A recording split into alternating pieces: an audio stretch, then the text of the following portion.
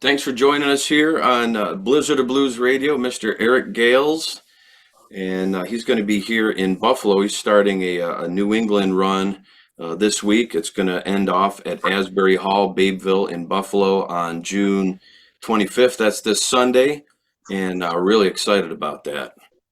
Yeah, man. Glad to be on the show. Thanks for having Oh, thanks for having you. Thanks for having me. me. We're actually going to be doing a set with you or beforehand. So that's one of the reasons I'm excited about this as well. It's the first time, aside from just being friendly over the years, that we're actually going to be doing something like this. Nice, nice. Yeah. So I took a look at our last interview, and I was like, I was just measuring like the progress between the release of Crown. That was January of 2022. And we had talked about some of the potential things that might be happening, like its charting, and then some of the subsequent successes that you've had with it. It did end up going number one on Billboard Blues, as predicted.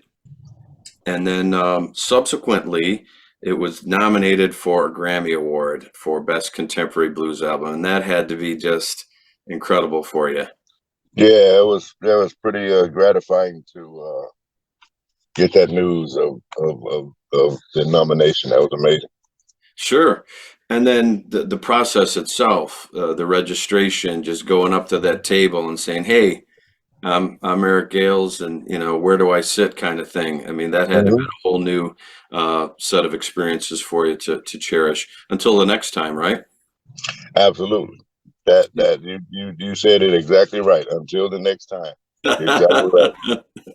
Yeah. So how is that? How is that going? I mean, you're still touring on the Crown album, but I'd imagine you've already been thinking about and preparing for and writing for another CD project. Yeah, some things are coming up in the works. A couple of little things. I'm predominantly just focused on touring right now, and that's running pretty rampant throughout the rest of the year. But around end of September, October, I'm gonna hunker down and devote full on to writing and recording and stuff like that. And definitely will be another album. I definitely will be following up with another album to you know I feel like that. um I don't think the mission is complete. um though the journey was very exciting and very exhilarating, and I experienced some doors being opened that I'd never seen before in regards of the Recording Academy and things of that nature. And it felt so awesome. And it just felt like that I was supposed to be there, and I was there, and it felt amazing. And, but there's, just an inch or two more that needs to be made to, uh, I don't think nothing needs to be done any different than what I did in, the last record. Just do it again and go even harder. We see what the end result will be as it pertains to taking home some hardware. But at the end of the day, you know being forever recognized as a Grammy nominee is one of the hugest accolades that any artist can dream about, wish for, hope for, aspire to be. And it finally came past in my life, where I'm able to see it, and that means a lot. That means a whole lot, and it definitely gives inspiration to work hard and continue to push forward to achieve even more. So, Yeah. I don't take any of these accolades or anything like that lightly at all. I am very humbled by it. Sure, and you are really a humble guy. And one of the things that I also that came to mind to me when I was thinking about just um, what you use for guitar gear. I know this might sound like a little bit of a departure from what you said, but I mean, we're both guitar players. We're both into our tone and what we're playing through. Um, with your signature guitar and your signature amplifier, the DV Mark and the Magneto, I believe, is the brand of guitars that you use, and you've got the Raw Dog distortion pedal. Hmm. and some other things that you endorse and are co-creators with. You're not one of these guys that seems to me like obsessed with you don't care about like if the gear is modern or old, or if it's this type of tube, or if it's this type of speaker. I mean, I know you like what you like, but you're able to present yourself, like you were saying in the last interview, having found your sonic DNA through basically just pull a new guitar off a rack, use a solid state amp with a micro tube as a preamp, and just go out there and do what you do. And I think that says a lot for you as an artist. Yeah, I mean, you're exactly right. I really don't get into the minute details, and I don't mean minute in a small sense. I mean, I don't get into the particulars of, of course, certain things have different uh, features about them that, generate and create what is the perfect tone or this and this and that. And for me coming up, for me more so, I believe that a substantial input of tone that comes out of what a listener hears is contributed to the player. Uh, and Right.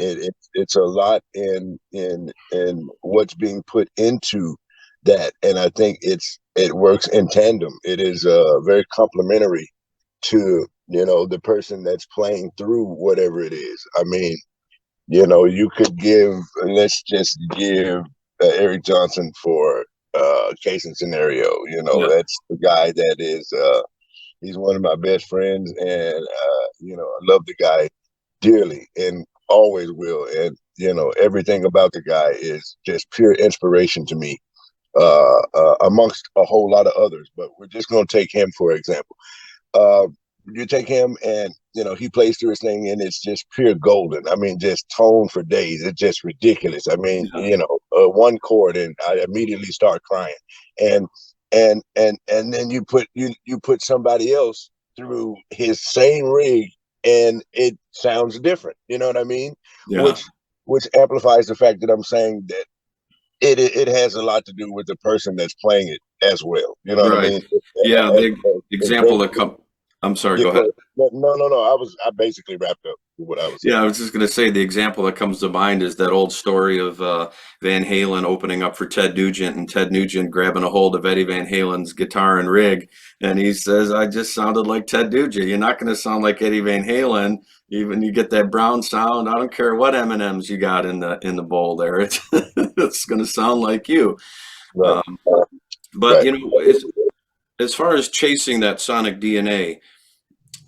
What do you did you feel like there was a real like a turning point, or was this just like a gradual process to the point where you became so identifiable? Because I hear you, we talked about you doing all the math. You can play slow, you can play, mind-numbingly fast, but still in either on either side of the equation, you still sound like you're a Gales at this point, which is like the holy grail of being a recognized player, you know? I think it just gradually happened, bro. I mean, it was nothing that I was consciously aware of. I just kept striving to achieve things personally as a player that were gratifying to me, and um, things that inspired me. Things that I would sit back after hearing myself play and say, "Wow, man, that was dope." And um, I want to be clear that my perspective about that is not in a way that is bragging on myself. It is sheer sitting back, listening at something that came out of me that I had no idea that was going to come out of me, that I sat there and got inspired by listening at something that I did. And those are, I think that in itself is what I aspire to try to continue to keep doing, is, play something that has myself listening at it saying, wow, man, that was awesome. And I never thought that time would come, coming up in the woodshedding years, and to me, I'm still in my woodshedding years. Um, Coming up and playing, and I would sit down tirelessly, hours after hours, trying to mimic Eric Johnson or Robin Trower or Frank Marino or Hendrix or Clapton or Jeff Beck or George Benson or Wes Montgomery and this and that.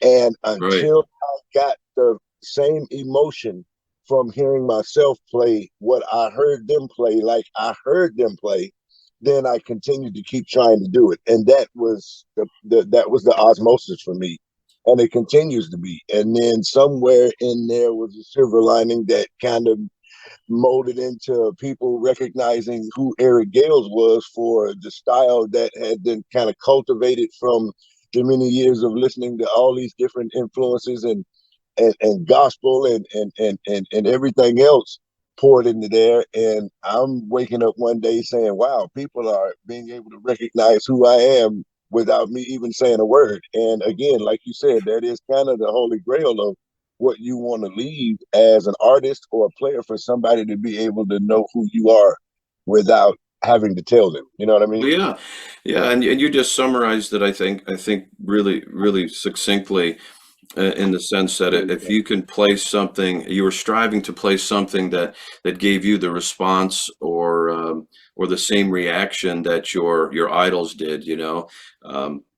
I think that mindset itself was seemed to be the driving force to get you to that point. And you're at that point because like when I listen to Bluesville, whether I'm listening to your solo record, at least the past three that I'm most familiar with, whether it's listening to your solo records or if it's hearing you as a guest on somebody's stuff like the Eric Bibb tracks that they play on Bluesville, it's still, I mean, as soon as you come in, man, I mean, just your approach and just like this sound that you have, it's recognizable. So that's, like I said, the holy grail and something that you should be really proud of, for your legacy as an artist. I appreciate it. Thank you, man. Thank Oh, you. you're very welcome. So let me think about, let's do something a little different here. Um, the other day, I saw this video going around Facebook of "We Are the World" because you and I are from the same era. I mean, we came up right around the same time. I mean, I've been in this thing 30 something years, and um, we talked about it last time about the guitar magazines and stuff. But part of our era was MTV, and then there was that whole "We Are the World" thing that came out for World Hunger, and all these great artists came together. You had, Diana Ross, Stevie Wonder, Lionel Richie, and you even had Kenny Rogers and Willie Nelson, and all these people in the same room, right? So I Hmm. saw this. So I saw this video outtakes of them. They were having a little bit of fun. Somebody cracked a joke, but they were still in the business of recording the tune. And I was like, you know what? There's no auto tune here. There's nobody's being edited or their parts are being slid in and out for phrasing or timing. I said these are like the cream of the crop artists that can serve it up live, that can sing, and I wondered to myself, I said, I don't think if they wanted to reproduce that today that they could do it. I mean, I could think of a handful of singers, Beyonce and Jessie J and some, Chris Stapleton maybe from that genre. I thought to myself, with the way technology has influenced what becomes popular, could that possibly happen today? Do you have enough artists that are dominating the top 100 like back then that could pull that off today? What do you think? I do. I do actually. I do Really? think so. Okay. Yeah, I really do.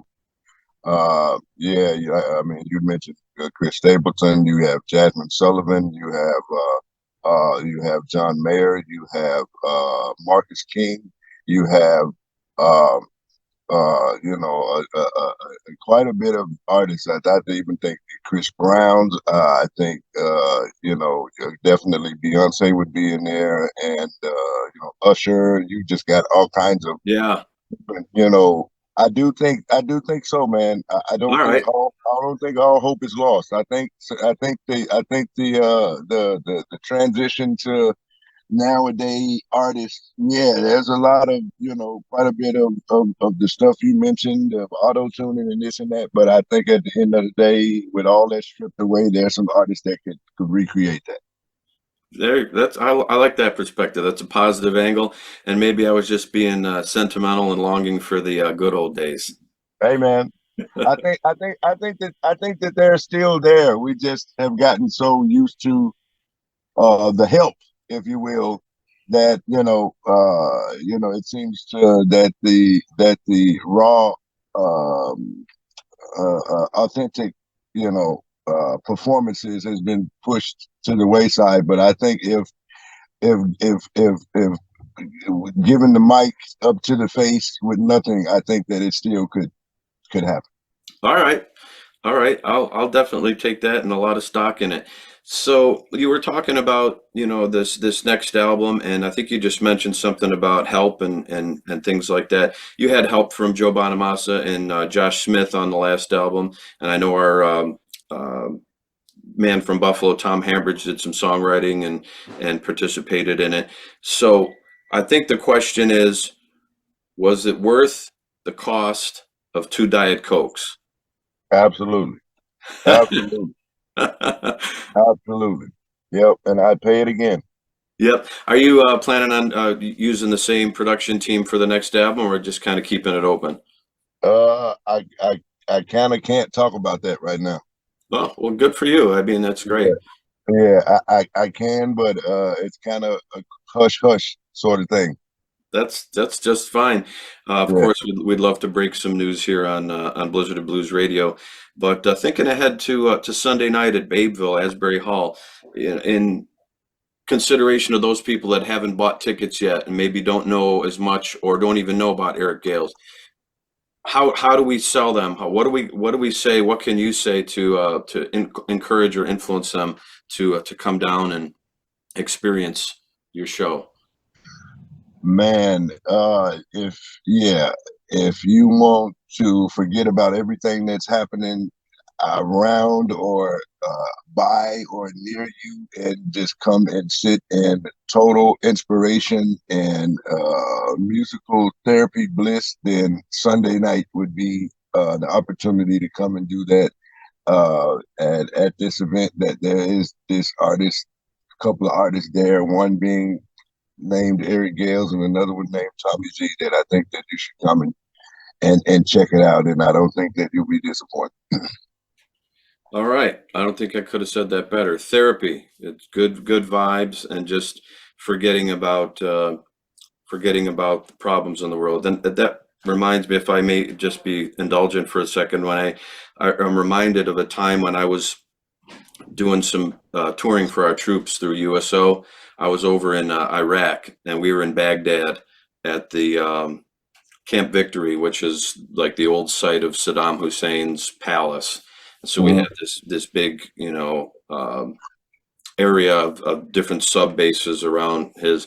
And so after our show, one of those soldiers came up to me, and this is like in a war zone. They were literally, bombing around us, and he came up to me and he said, "I just want to thank you." He says, "Because for a few minutes there, I forgot where I was, and you don't know what that meant to me." So that's Yeah. the power of music, and that's the power that Eric Gales certainly possesses, and he's an inspirational musician and carrying on out there. Well, one of the things that just is another question that I often wonder about from fellow musicians is, I mean, I'm more of a passive touring artist. I don't go, I'm not constantly on the road. Somebody books me for a festival or a concert or something like that, I'll drive out and do the hours and get some routing dates and come back. But you're constantly on the road. You're sitting a lot, like you're in the tour bus right now. What type of things, when you're away from home and home cooked meals and gyms and things like that, what kind of things does Eric Gales do for as a regimen to try to combat sitting down a lot? Do you exercise? Do you do stretching or anything like that? No, not really, man. I just recently got into bowling, man. So bowling is something that, man, on the nearest day off, man, I'm finding somewhere to bowl, and that has been as of recent. And other than that, man, but prior to that would be just sitting in, chilling, doing nothing. All right, that's great, man. I appreciate that. I think I have to do a little more maintenance just for my legs and my back, just to find some things to just keep things limber at my age. How old are you? 48. 40. I'm 52, so it's definitely a factor. But hey, thank you so much for taking the time today. I'll see you on Sunday. Thank you, man. We'll see you Sunday, bro. Thanks for having me. Okay, you're welcome. Bye-bye. All right.